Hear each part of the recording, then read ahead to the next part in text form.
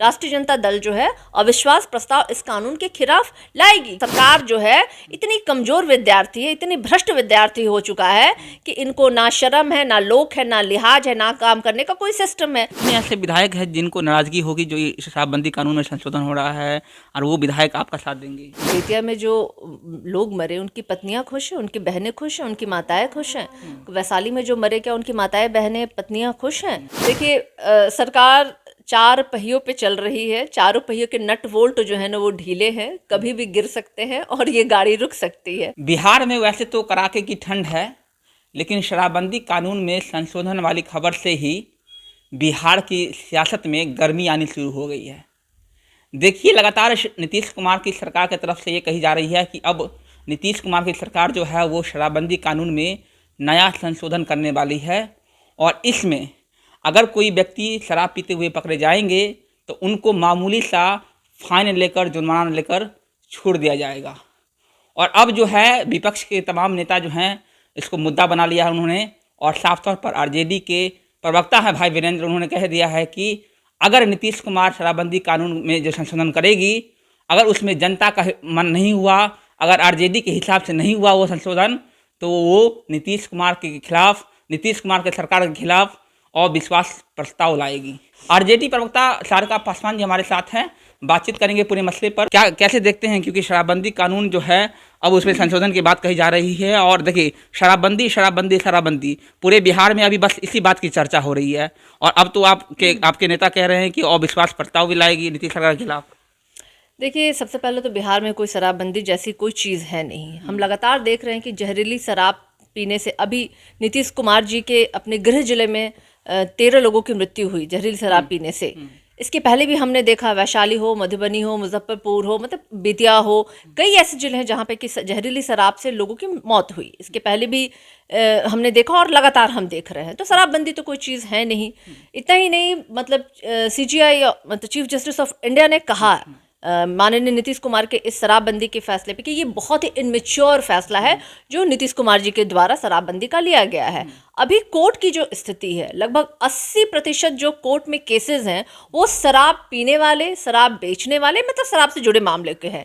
यानी कि आम जो सुनवाई है वो केस हो भी नहीं रही। अभी हमने देखा है पिछले कुछ दिन पहले, मतलब सुप्रीम कोर्ट, कुछ हाई कोर्ट के लोग सुप्रीम कोर्ट पहुंचे थे कि चंद लोगों की जो याचिका थी, जो बेल उसको रिजेक्ट करवाने के लिए, जिसपे कि सुप्रीम कोर्ट ने जजमेंट दिया कि नहीं, हाई कोर्ट ने जो बेल इनको निर्गत किया है वो बिल्कुल सही फैसला है, इसलिए इसमें कुछ किया नहीं जा सकता। यानी कि आप समझ लीजिए कि शराबबंदी और शराब से जुड़े मामलों से हाई कोर्ट में इतने केसेस भरे हुए हैं कि आम जो लॉ एंड ऑर्डर के मसले हो, चाहे वो चोरी हो, डकैती हो, हत्या हो, बलात्कार हो, मतलब लॉ एंड ऑर्डर जो है वो कोई चीज़ रही नहीं, क्योंकि पूरी पुलिस और प्रशासन जो है एक चीज़ पे केंद्रित हो गई है, शराब वाले को पकड़ना है, शराब वाले से पकड़ के जेब भरना है। झूठ मूठ के केसेस बन रहे हैं, जेल में असंख्य लोगों की जो कैदियों की संख्या, शराब पीने वाले लोगों की संख्या से भरी पड़ी हुई है। जेल में जगह नहीं है अब उन लोगों के लिए रखने के लिए, कोर्ट में उन पे सुनवाई नहीं हो पा रही, इतने केसेस भरे पड़े। मतलब आप समझ लीजिए कि क्या व्यवस्था है बिहार में।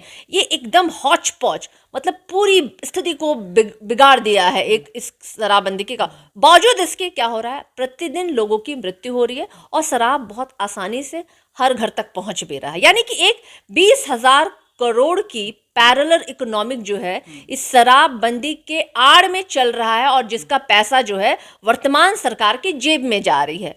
भाई जरूर है, राष्ट्रीय जनता दल महागठबंधन के तमाम लोगों के समर्थन से शराबबंदी का कानून लाया गया था, और अब जब हम देख रहे हैं कि सरकार जो है शराबबंदी के नाम पे एक अलग पैरेलल इकोनॉमिक चला रही है, उससे जनता को फायदा होने के बजाय नुकसान हो रहा है। प्रतिदिन लोग मर रहे हैं, दलित, गरीब, पिछड़े जो समाज के लोग हैं वो जेलों में बंद किए जा रहे हैं, रसूखदार लोग हैं वो शराब बेच रहे हैं।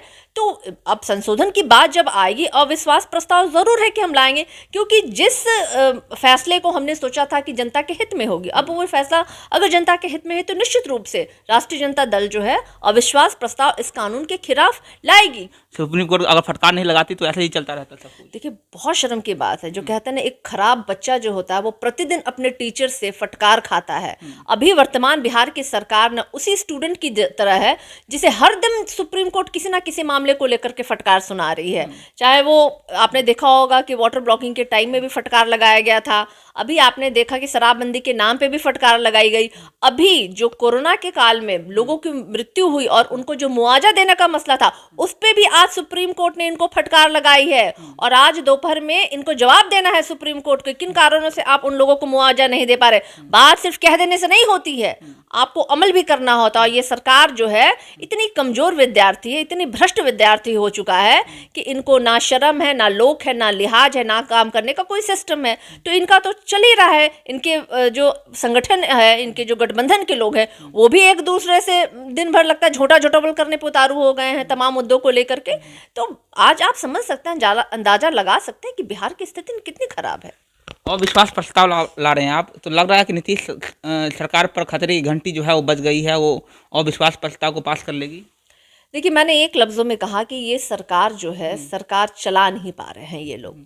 चार गठबंधन में है, चार गठबंधन के चारों लोगों के अलग व्यूज हैं, अपनी सोच है, अपनी विचारधारा है। गठबंधन एक विचारधारा के साथ होती है जो मुझे यहाँ कहीं दिख नहीं रहा है। सरकार तो ऐसे भी नहीं चल पा रही। अगर चल पा रही होती तो नीति आयोग की रिपोर्ट ये नहीं होती, क्राइम ग्राफ ये नहीं रहा होता, आप बेरोजगारी इस चरम सीमा पे नहीं होती। जो तमाम ऐसे मुद्दे हैं जो जनता से वादे करके ये आए थे, 19 लाख नौकरियों के बारे में आपने सुना? आज तक इन्होंने कभी बात की नहीं की इन्होंने, क्योंकि आखिर मुद्दे क्या थे? हमने कहा था 10 लाख नौकरियां देंगे, उसके बदले में इन्होंने कहा था 19 लाख नौकरियां देंगे। तो चला तो वो ऐसे भी सरकार नहीं पड़ रहे, तो इनके तो सर पे तलवार वो लटक रहा है कि कभी भी ये जो सरकार का है नसर कलम हो सकता है और सरकार धराशायी हो सकती है। कितने ऐसे विधायक हैं जिनको नाराजगी होगी जो ये शराबबंदी कानून में संशोधन हो रहा है, और वो विधायक आपका साथ देंगे?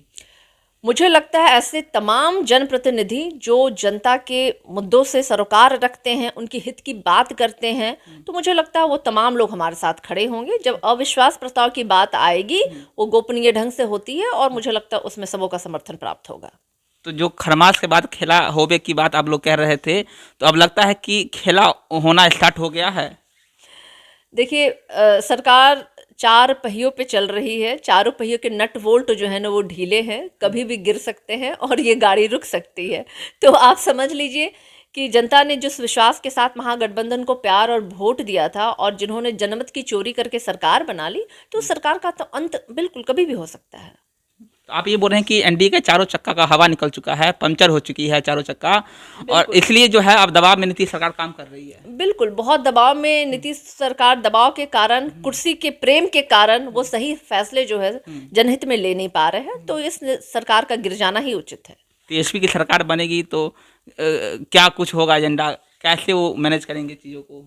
देखिए, हमारे नेता का एजेंडा, हमारी पार्टी का एजेंडा सब लोग जानते हैं। उस टाइम में भी अहम एजेंडे जो बिहार से जुड़े हुए थे, बेरोजगारी, शिक्षा, सुधार, स्वास्थ्य, ये तमाम ऐसे मुद्दे, सुनवाई, कार्रवाई, जो आज लोग ब्लॉक लेवल पे भी लोग परेशान हैं, बिना पैसे दिए उनको कोई काम नहीं होता, अफसर साहित्य चरम सीमा पे बढ़ी हुई है।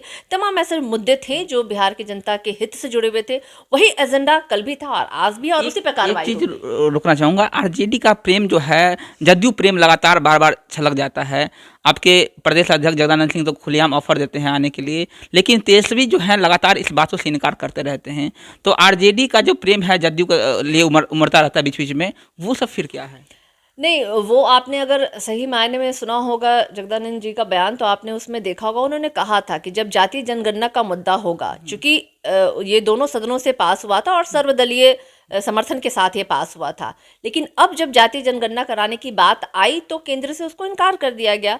अब उन्हें डर होगा नीतीश कुमार जी को कि हम गठबंधन में हैं, अगर हम इनसे कोई अगर सख्ती अपनाएंगे तो हो सकता है गठबंधन हमारा टूट जाए, हमारी सरकार गिर जाए। उस विषय पे जगदानंद जी ने कहा था कि जन सरकार मुद्दों पे जब बात आएगी तो हम आपके साथ खड़े हैं, आप आगे बढ़िए, क्योंकि जो वादे आपने बिहार की जनता को किए हैं उसे पूरा करने का वक्त है। और सिर्फ सत्ता पे बैठने के और या उससे उतरने के डर से अगर आप ऐसे अहम फैसले लेने से छोड़ देते हैं तो ये जनता आपको कभी माफ नहीं। उस मुद्दे पे उन्होंने कहा था कि हम आपके साथ खड़े हैं।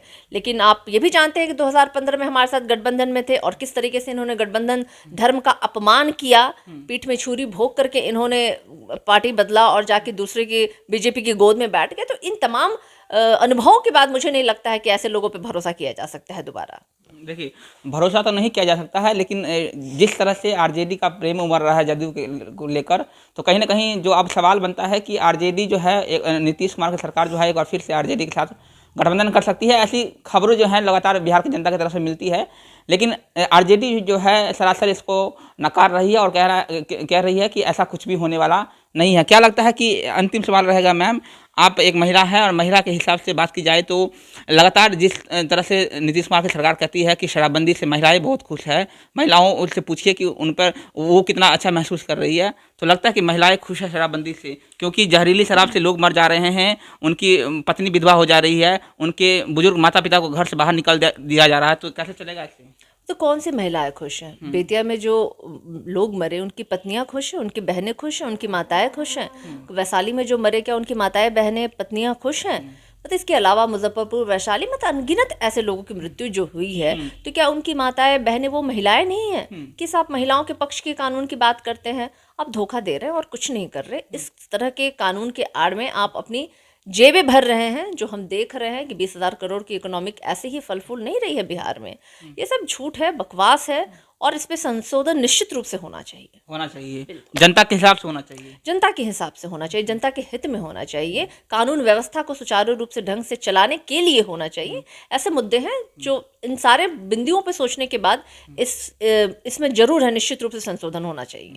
आप ही के पार्टी के प्रवक्ता हैं मृत्युंजय तिवारी जी, वो कहते हैं कि नीतीश कुमार की सरकार जो है वो बीजेपी के सामने घुटना टेक दिया है, इसलिए जो है वो शराबबंदी कानून में नया संशोधन करना चाह रहे हैं। क्योंकि जिस तरह से आपने देखा होगा कि पिछले दफ़ा बीजेपी के प्रदेश अध्यक्ष संजय जायसवाल और जदयू प्रवक्ता अभिषेक झा के बीच सोशल मीडिया पर नूरा कुश्ती का खेल चला था, उसको लेकर कहीं ना कहीं ये फैसला लिया जा रहा है। क्या ऐसा कुछ लग रहा है आपको, बीजेपी के दबाव में घुटना टेक दिया है? देखिए, इस गठबंधन में कुछ भी जो कहते हैं ना कि विचारधारा नाम की कोई चीज़ नहीं, वैचारिक मतभेदता ही हमेशा से दिखाई देती आई है। चाहे कोई दल हो, किसी ना किसी दल एक दूसरे पे प्रहार करते ही आ रहे हैं लगातार। और नीतीश कुमार जी की जो बात कही जा रही है कि दबिश में या उनके अंडर प्रेशर वो हैं, तो इसमें कहाँ दो मतलब शक की विषय है। आप देखिए, कहाँ 74 सीटों पे बीजेपी है, कहाँ 43 सीटों पे जेडीयू है, बावजूद इसके वो मुख्यमंत्री के पद पे। तो कांटों भरा ताज जो है बीजेपी ने माननीय मुख्यमंत्री नीतीश कुमार जी के सर पे दिया है। और माननीय मुख्यमंत्री जो कहते हैं कुर्सी कुमार हैं, जिन्हें की कुर्सी ही भ्रम है जिनके लिए, वो उस भ्रम पे हमेशा अपने आप को अपने पक्ष में रखने के लिए वो तमाम ऐसी चीज़ों पे मूक बहिर बन करके बिहार की जनता को त्राहिमाम स्थिति में छोड़ रखे हैं। जो सोशल मीडिया पर एक कुश्ती का खेल चल रहा है बीजेपी और जदयू के बीच, आप उसको एंजॉय कर रही है खूब देख के?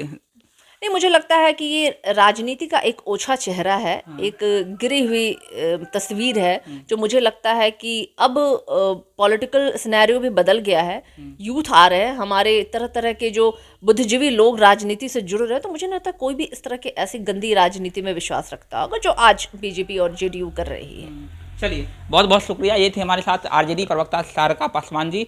और देखिए, शराबबंदी कानून में नीतीश सरकार नया संशोधन करने जा रही है और इसको लेकर आरजेडी की तरफ से चेतावनी भी आ गई है। साफ तौर पर आरजेडी के प्रवक्ता जो हैं, विधायक भी हैं, भाई वीरेंद्र, उन्होंने साफ तौर पर कहा है कि अगर ये नया संशोधन जो है जनता के हिसाब से और आरजेडी के हिसाब से नहीं हुआ तो वो नीतीश सरकार के खिलाफ अविश्वास प्रस्ताव लाएगी। और अब जो है नीतीश सरकार पर खतरे की घंटी भी बज गई है, क्योंकि अविश्वास प्रस्ताव को पास करना कहीं ना कहीं नीतीश सरकार के लिए मुश्किल होगी, क्योंकि एनडीए का चारों दल जो है वो बिखर चुका है। लगातार जीतन राम मांझी की तरफ से भी बयानबाजियों का दौर जो है वो जारी है। नीतीश सरकार पर जीतन राम मांझी हमलावर रहते हैं।